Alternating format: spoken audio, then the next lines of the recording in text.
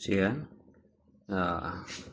warm up natin, preheat natin yung kawali. This is my craziest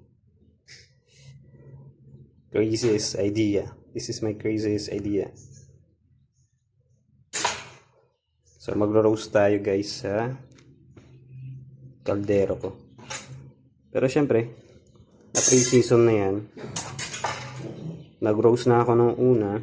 So pre-season na yan. So yun. So ito yung na-roast ko nung una. So mabango yan. Tapos green beans. At ay bawal yan. So dito na tayo sa ating DIY. Dito tayo sa loob ng aming apartment. So kailangan natin ito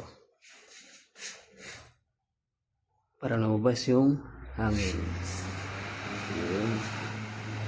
Oops. Level 1 lang muna. Yun. Para lumabas yung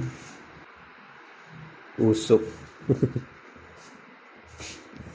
So yan. Na-warm up na natin yung kaldero.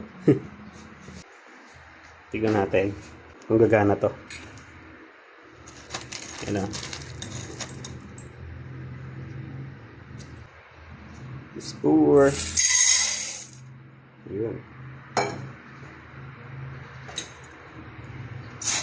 Yung beans pala natin ay galing from Vietnam. Yun. Ayos na ayos. Cut ko muna.